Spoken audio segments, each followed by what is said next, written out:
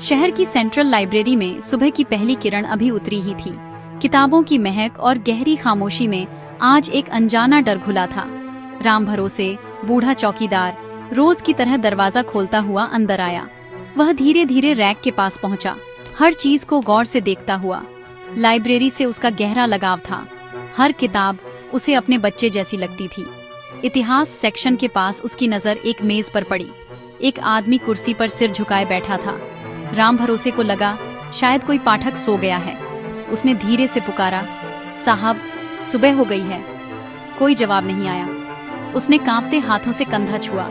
शरीर ठंडा और अकड़ा हुआ था। राम भरोसे की चीख लाइब्रेरी में गूंज उठी। उसने कभी सोचा नहीं था कि किताबों के इस मंदिर में एक लाश मिलेगी। मेज पर बिखरी किताबें, एक खाली कप और मौत की गंध माहौल में तैर रही थी। वह घबराकर कोने में खड़ा हो गया और तुरंत पुलिस को फोन किया। लाइब्रेरी की शांति अब रहस्यमयी चुप्पी में बदल चुकी थी। कुछ ही देर में पुलिस की गाड़ी का सायरन लाइब्रेरी की खामोशी को चीरता हुआ आया।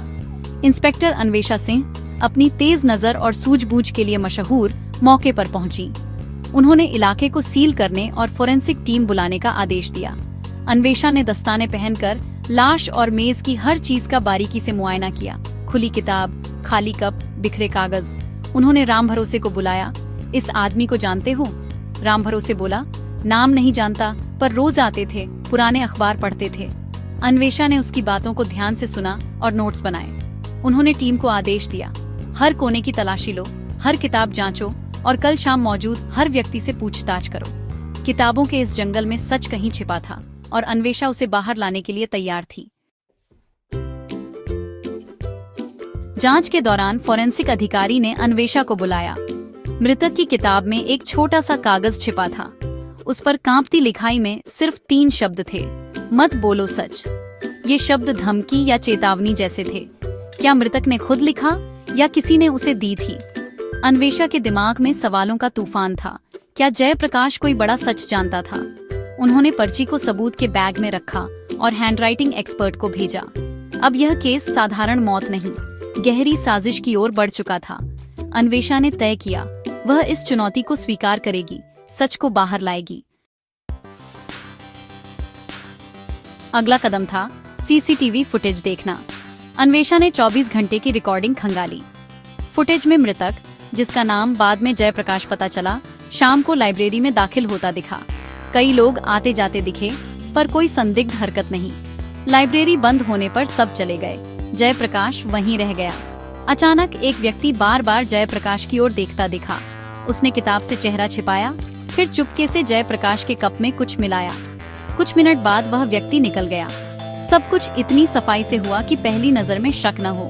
अन्वेषा ने उसका चेहरा फुटेज से निकालकर पहचान के लिए भेजा, लेकिन फुटेज में 15 मिनट की रिकॉर्डिंग गायब थी। तकनीकी खराबी या जानबूझकर? मामला और उलझ गया था। संदिग्ध की पहचान के बाद अन्वेषा ने जयप्रकाश के अतीत की पड़ताल शुरू की। राम भरोसे ने बताया, जयप्रकाश रोज पुराने अखबार पढ़ता था। अन्वेषा ने उसी सेक्शन की जांच की। मेज पर 1996 के कुछ अखबार बिखरे थे। सिंघानिया केमिकल्स फैक्ट्री में आग, कई मजदूरों की मौत। फैक्ट्री मालिक विक्रम सिंघानिया पर केस चला, पर सबूतों के अभाव में वह बरी हो गया। गवाहों की लिस्ट में जयप्रकाश का नाम था। वह हादसे का चश्मदीद था। शायद जयप्रकाश के पास नया सबूत था, जिससे केस फिर खुल सकता था। सिंघानिया अब बड़ा व्यवसायी था। अगर सच बाहर आता तो सब कुछ खत्म हो सकता था। जयप्रकाश की मौत का मकसद अब साफ था। अन्वेषा ने 1996 के हादसे की फाइल फिर से खुलवाई। पन्नों में लालच और लापरवाही की कहानी थी। फैक्ट्री में सुरक्षा के इंतजाम नहीं थे, अलार्म खराब था और आग ने सब कुछ तबाह कर दिया। जयप्रकाश ने हादसे के बाद बयान दिया था, लेकिन दबाव में उसे बदलना पड़ा।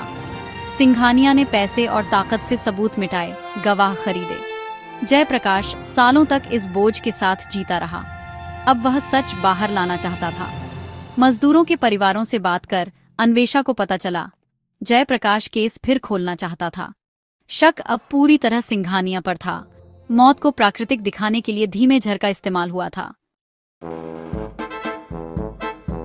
फोरेंसिक रिपोर्ट ने साफ किया, जयप्रकाश की मौत हार्ट अटैक से नहीं बल्कि खास जहर से हुई थी। जहर का असर धीरे धीरे होता था, लक्षण हार्ट अटैक जैसे लगते थे। अन्वेषा ने सीसीटीवी में दिखे शख्स की तस्वीर शहर भर में फैला दी। जल्द ही पता चला वह राजेश है, सिंघानिया की फैक्ट्री का सिक्योरिटी इंचार्ज। राजेश को हिरासत में लिया गया। पहले वह मुकरा, लेकिन फुटेज देखकर टूट गया। उसने कबूल किया, सिंघानिया के कहने पर उसने झरमिलाया और कैमरे बंद किए। अब हत्या का सीधा संबंध विक्रम सिंघानिया से जुड़ चुका था।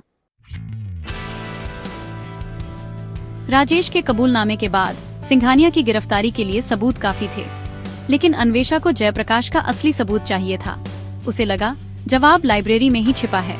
टीम के साथ उसने फिर से तलाशी शुरू की। जयप्रकाश रोज जिस सेक्शन में बैठता था, वहाँ की हर किताब देखी गई। एक पुरानी भारी किताब में छुपी मिली जयप्रकाश की डायरी। डायरी में हादसे की पूरी सच्चाई, रिश्वतखोरी के नाम और एक रिकॉर्डिंग टेप थी। यह सबूत सिंघानिया के खिलाफ निर्णायक था।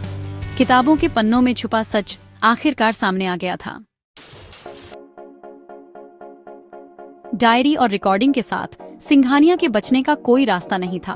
पुलिस ने उसे गिरफ्तार किया। पूछताछ में सिंघानिया ने गुनाह कबूल कर लिया। डर था कि पुराना राज खुल गया तो सब खत्म हो जाएगा। जयप्रकाश की मौत व्यर्थ नहीं गई। उसकी आखिरी लड़ाई ने मजदूरों को इंसाफ दिलाया। शहर में सनसनी फैल गई। इतना बड़ा व्यवसायी हत्यारा निकला। मजदूरों के परिवारों की आंखों में सालों बाद सुकून था। लाइब्रेरी, जो अपराध की गवाह बनी थी, अब न्याय का प्रतीक थी। अन्वेषा ने केस की फाइल बंद की। मत बोलो सच की पर्ची देखकर मुस्कुराई। सच को दबाया जा सकता है, मिटाया नहीं।